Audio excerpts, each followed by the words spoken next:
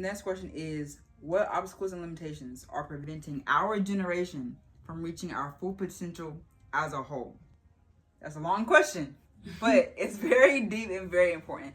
And this can kind of go into the last question, but more so that last question was more so us as a whole. Now at this point, it's narrowing it down to our generation and what makes us stagnant. What makes us not be able to elevate when we need to grow as a people, grow as young adults, really, honestly. I would definitely say like pride. I feel like we can't be a lot of us in the younger generation feel like we can't be told what to do, and because we've listened to whoever, it could be, I don't know, a philanthropist. Did I say that right? No, you said it right, but I don't know what the... No, so a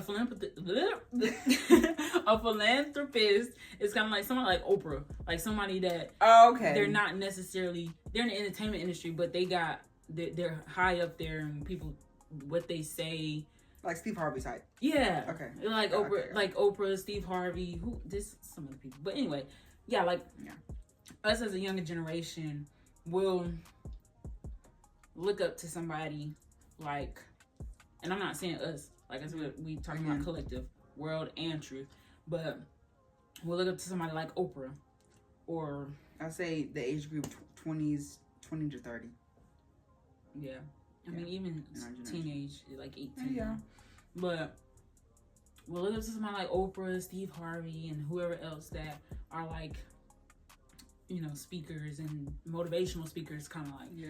We'll look up to them and think that everything they do and say is correct. We'd rather take advice from a therapist, some video or reel that we've seen, our friends, rather than taking it from our parents. I'm not saying that everybody, like the younger generation, is like slow or I mean, maybe not slow, but more mature for our age. That's what I'm trying to say. Yeah, some of us are more mature, and some of us just don't have no type of common sense, because not all sense is common. And then on top of that, like you said, it's a maturity level that a lot of us haven't gotten to, or just don't have. Period. Some of us are old souls, but a lot of the generation can be very dumb and stupid. Yeah, like make dumb and stupid decisions.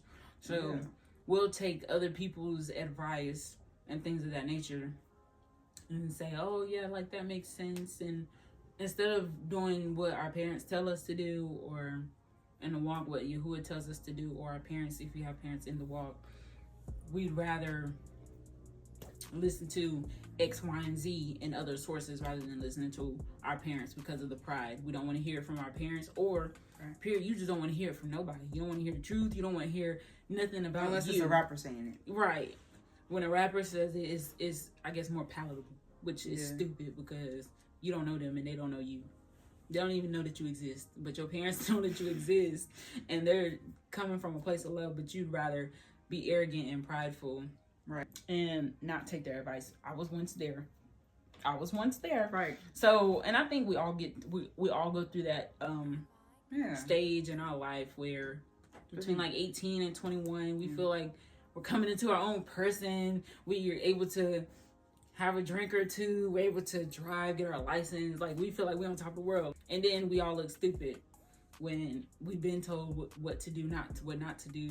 And then that thing backfired on us and we didn't listen. Now we sitting here looking stupid. I've been there so many times. It's the same thing like when we don't take heed to Yahuwah completely. Yeah. And Yahuwah's telling you to do something, and you low-key feel it and sense it, feel convicted, but then you end up doing your own thing, and Yahuwah allow that thing to happen, and it don't come full circle how you wanted it to, and now you look stupid, and Yahuwah like, I told you what was gonna happen.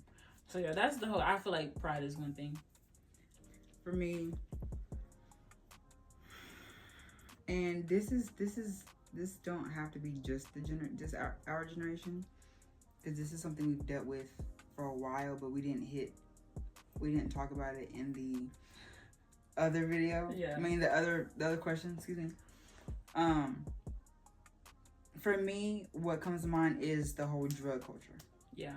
Drugs and alcohol. That's the obstacle that as a people we've dealt with for years. Now the drugs are hardcore. And that's where Like, that stuff messes with your brain. It literally alters your thinking up here. Right.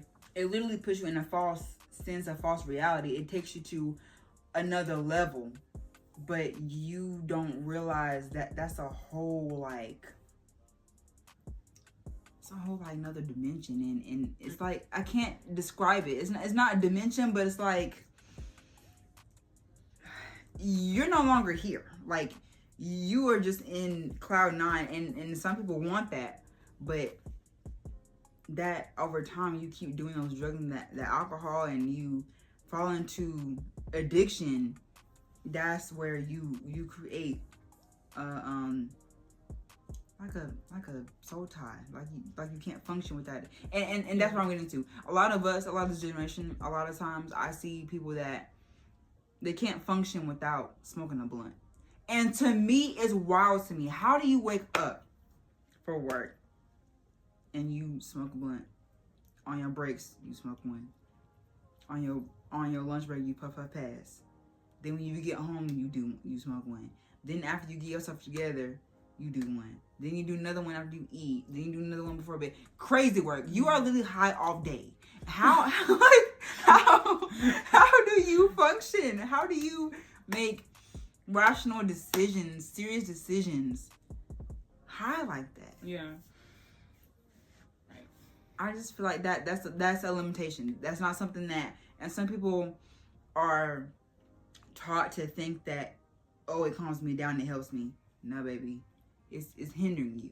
Like, you truly don't understand. Like, you are brainwashed to think that you need that to function, to live. We didn't have that. That's never been like always around. And maybe the plant itself may have been around, whatever, but we didn't use it for those purposes. We used it for other medicinal purposes, ointments and stuff like that.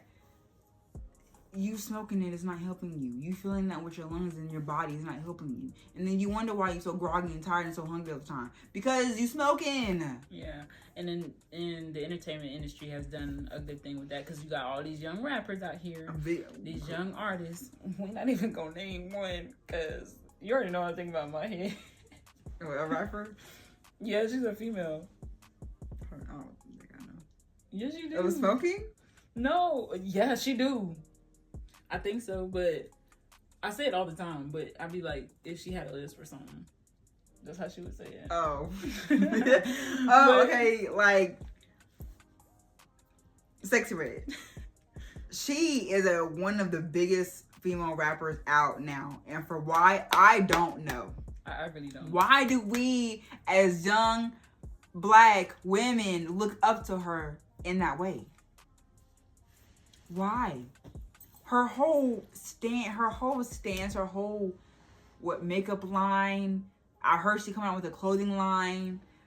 Her Just throw it all whole away. The rap career, her persona. It's just messy and nasty. But we love to eat it up. We love to feed it. You know why she got big the way she did? Because, of course, she probably knew certain people to get her foot in the door. But we as women eat it up. What? We eat it up. And this is not the time to leave no crumbs. Leave the plate alone. Like, why are we feeding into that? Throw the whole plate away. Just throw it away. Throw it away. Cause leave it for the dogs. Why? Like, there's a lot of female rappers that are bad influences, but she low key in this generation takes the cake. And there's a lot of men artists, rappers and stuff like that too, that also influence the young generation as far as like smoking and drinking and partying and doing all that extra stuff. I just don't understand like how people listen to music nowadays and say, "Oh yeah, that's fire," or "Oh yeah, she sound good. Oh, she got bars." Like, what universe are you on to the point where they're so high they can't comprehend? At this point, because it's got to be something. I don't know how you think that sounds good, but yeah, it's like. But I want to say, like, for In the Walk, as far as like what obstacles and limitations that affect us, that was more so about the world. I think for the walk, it's. You know what I think is in the walk? And I really cannot stand this. I cannot stand it. Like, I really hate this. I hate it about us as a whole, even in the world, but like more so in the walk, it's like the things that you know about the word, about the Bible, about Yahuwah, about who Yahusha is.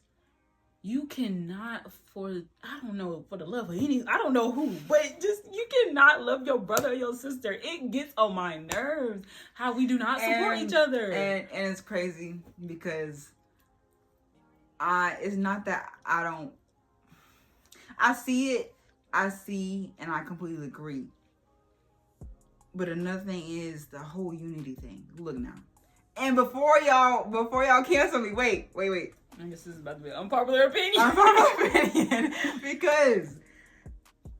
because there's wickedness. That's the only reason. Yeah, true. You're right. That's the only reason I don't feel like we should just unite simply because you claim to be in the walk. Right. And I feel like when we say the word unite and brotherly love, to take an account of wickedness goes out the window. For some reason, we don't sit here and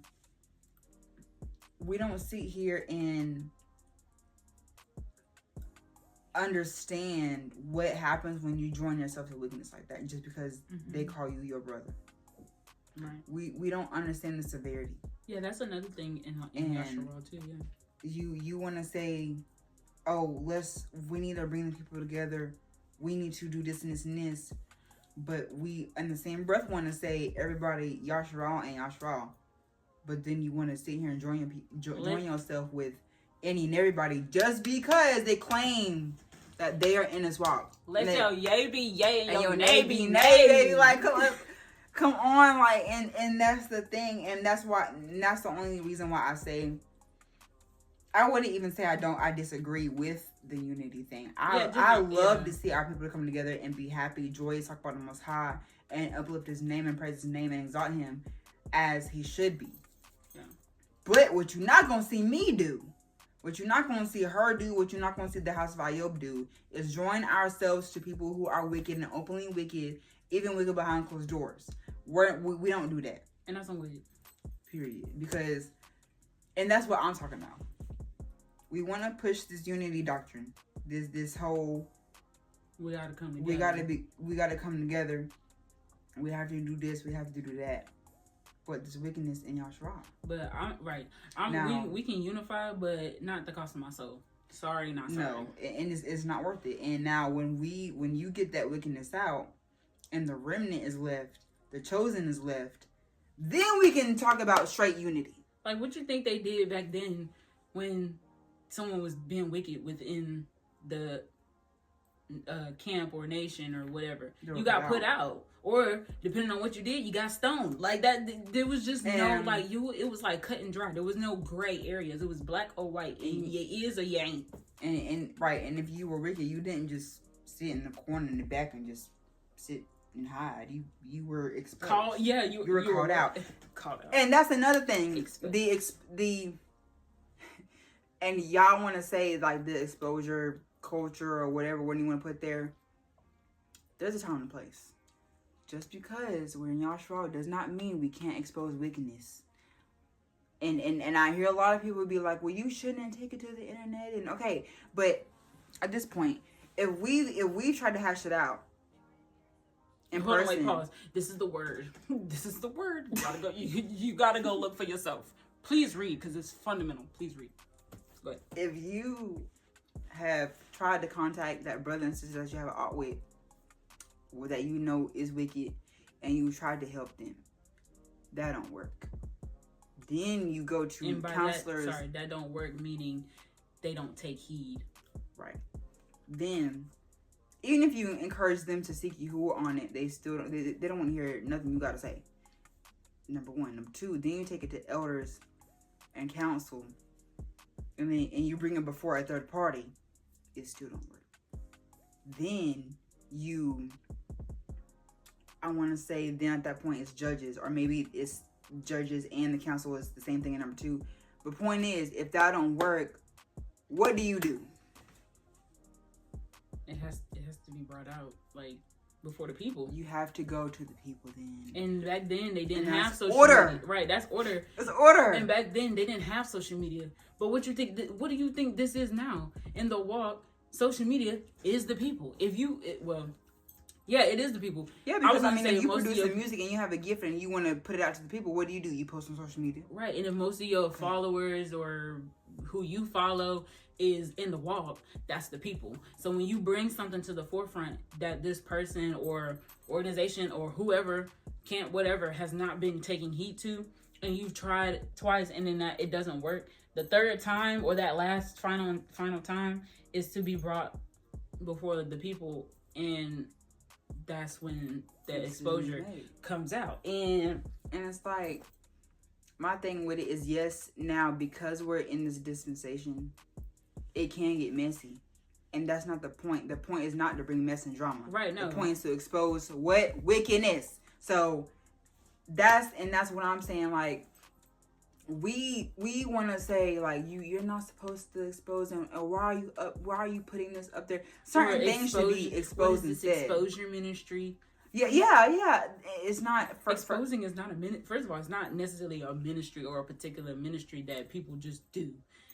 You're being exposed because that's just, if it's already been brought to you once, twice, that's something Yahuwah would do. The real question is, I'm sorry, I thought you were done. No, I was gonna say, if we trying to be like him, and that's who we seek all the time, I'm being like my father. I'm about my father's business. That's what I'm gonna do. If my father did that and he's exposing wickedness, I'm not about to sit back and see something and I done told you once, told you twice, and you didn't want to hear it. Okay, now you better get exposed publicly, because that's what he would do. So, and then it's like, the real question is, why wouldn't you want to know?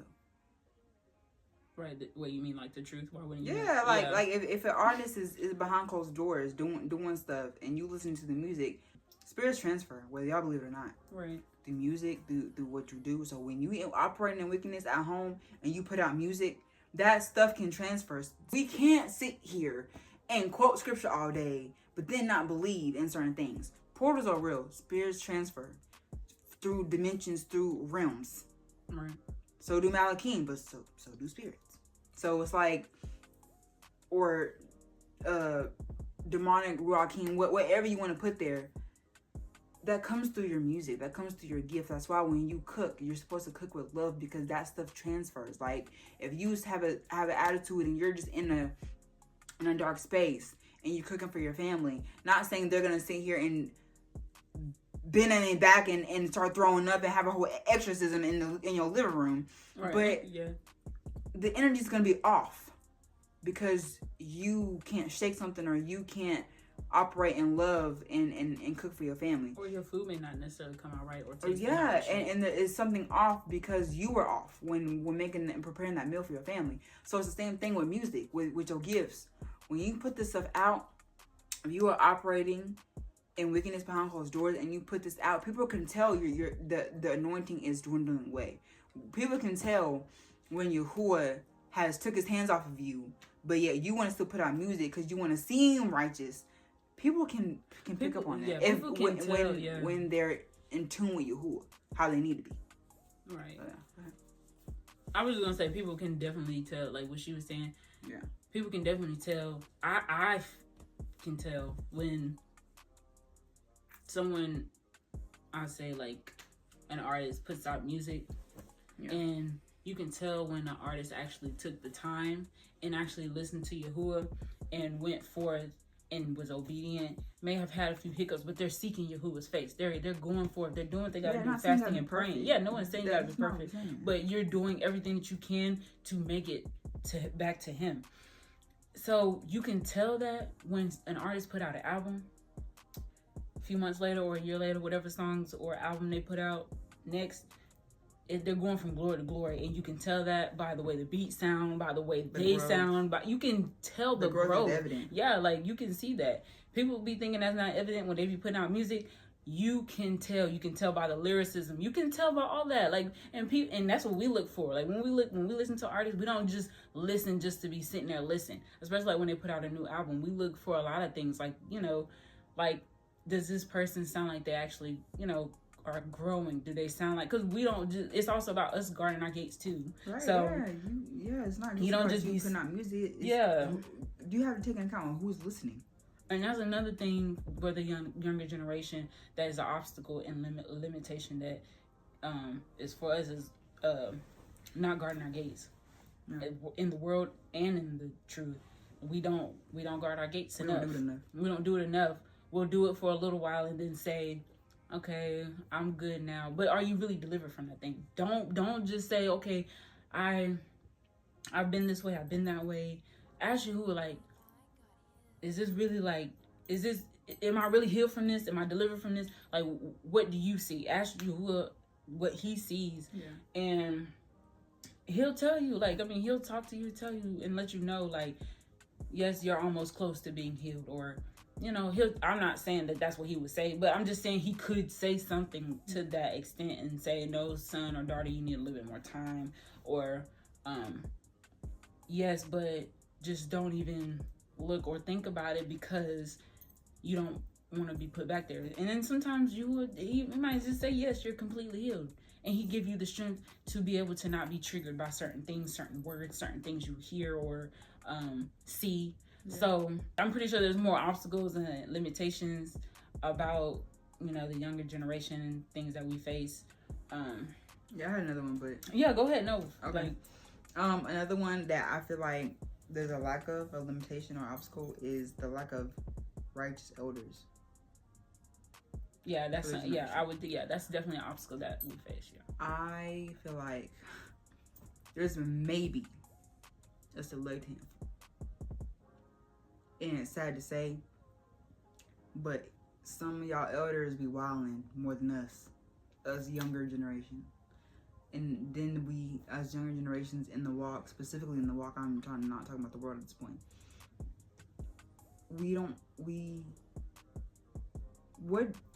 And this is kind of going back, the whole, kind of like the idols thing, not really, but you could piece it together if you wanted to.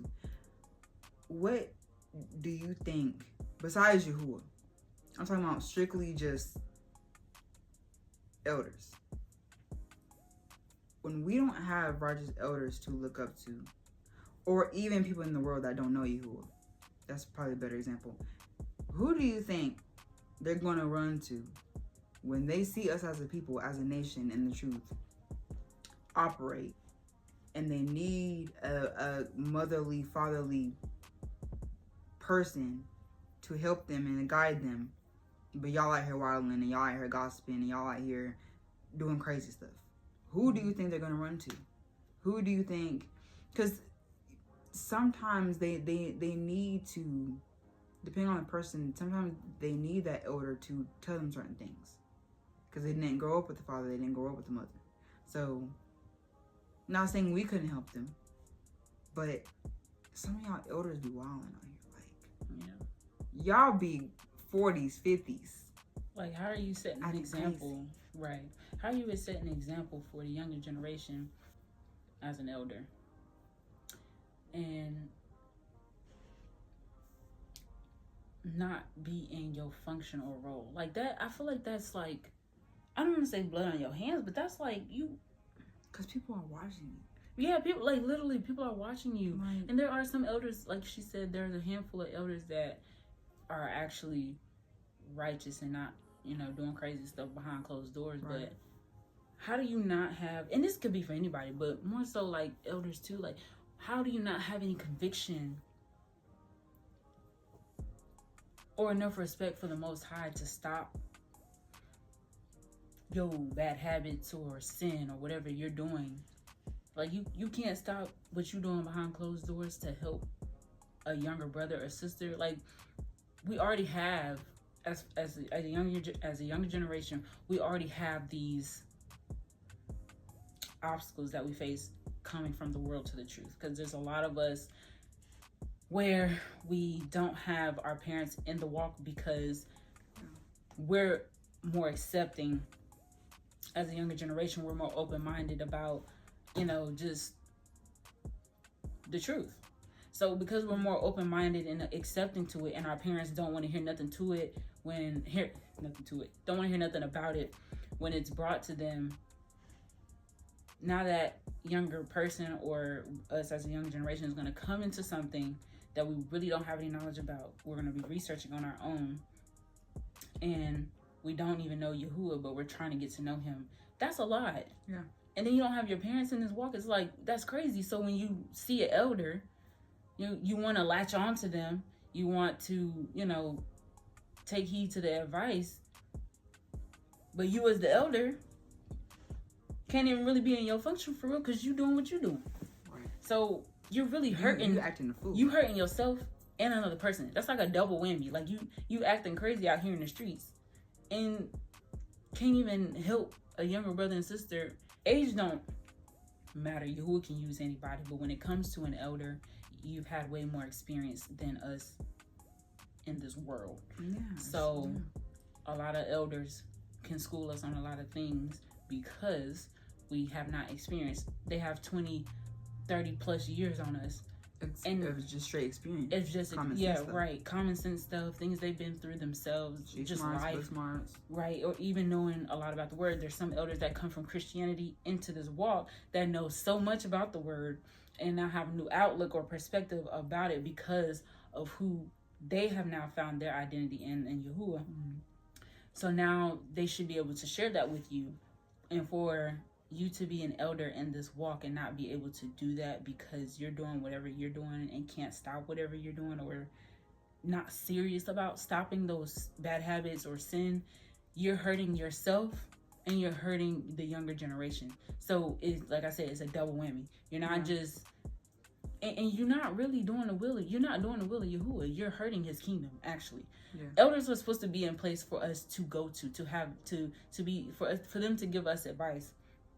And you look at an elder as a mom or a dad or a parent, because if you don't have your parents in this walk, that's who you would go to.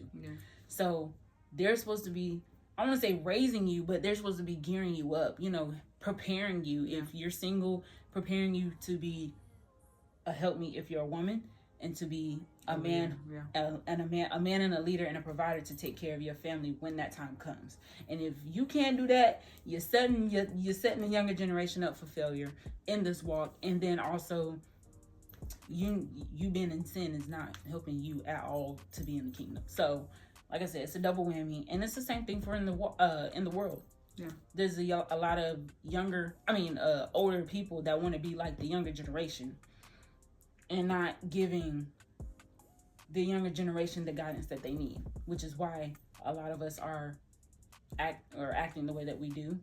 And when we come into this walk, we carry those same traits, those same habits, and it's just crazy all around. But yeah, that's really all I had to say. Laying back off that. So. Yeah, I mean, when it comes to this generation, there's just a lot of things that have prevented us from moving forward. Right. And even with like brew businesses, or even in the world black-owned businesses, we don't support each other. Yeah. I'm sorry, y'all. I literally cannot stand that. And, how do you... I'm sorry. Go ahead. No. Because I know we're trying to close it out and whatever. But I think because you started on that topic, but when we got into the whole unity and exposure and all that. Oh other yeah, stuff, okay. So go back to what you were saying. So like with the whole support thing, like I don't know about y'all. I'm gonna speak for myself, and I know really just for the whole household. We post. And it don't even have to be about posting is just one way that you can support someone. It's free. Somebody's business or music ministry. So for me, if y'all follow me on my Instagram, I'm more on Instagram than on Facebook. But if you follow me on Instagram, a lot of times on my story, I will post artists, people that I may listen to, or not just artists, but Hebrew businesses.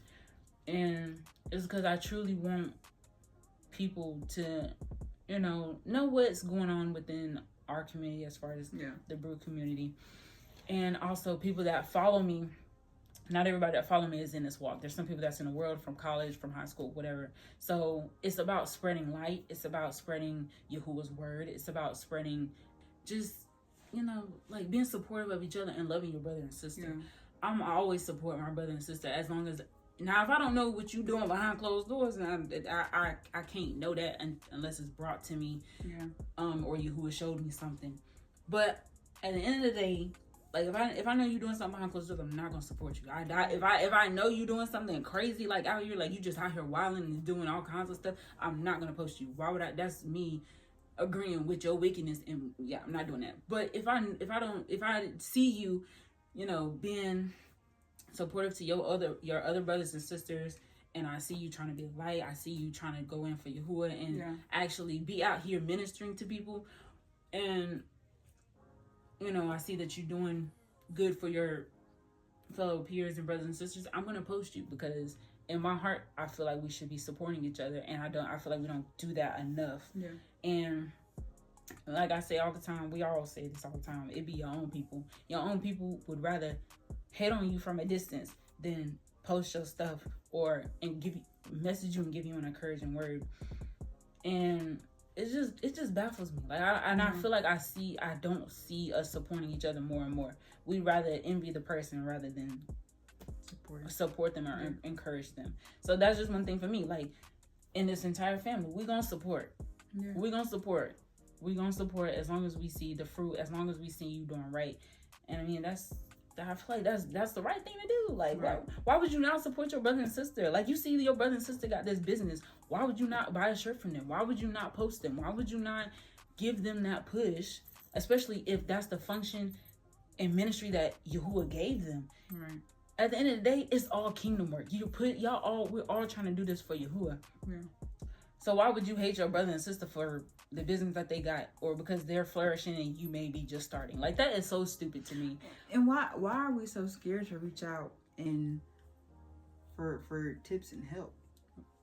And then on the flip side, why are we so gung-ho on gatekeeping? Why are we not helping each other? Right, if you know the tools to get somewhere to succeed, but you won't tell your brother and sister, that's and there's a few sisters I reached out to maybe ask where they got some clothing from, or how do they start their business. And it's not because I want to do it. It's because maybe I can, or maybe it's because I can do something with it as far as maybe the clothing. Like, if I see a cute purse or something, I may want that same purse, but I'm not trying to one up them. It's a cute purse, sis, and you did your thing with it. Yeah. Or if it's something handmade, I would ask, how did you do that? Mm-hmm. Or just send some encouragement or whatever. And those sisters have reached out to me and have actually, they weren't gatekeeping. And I feel like that starts the love that we're talking about. The brother and sisterly love that we need. That's the small things count. The small things help. When if anyone reaches out to me to ask me a question, or like when we buy something from somebody and we post their soaps, if they have a question about it, we're cool to answer, because we're not gatekeeping. Oh no, this is my soap, but this is my favorite fragrance, so I'm not gonna share it with you, or I got it. That's petty.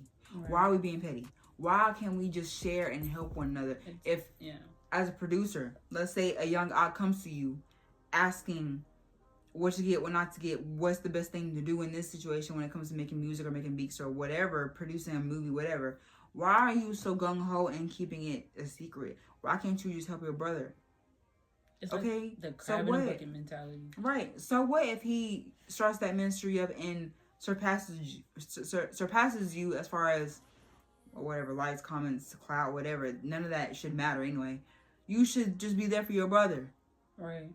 And like, that's one thing I don't understand. Why do we gatekeep so much? And I really feel like, that's as a people, but I do feel like it's more in the younger generation. Yeah.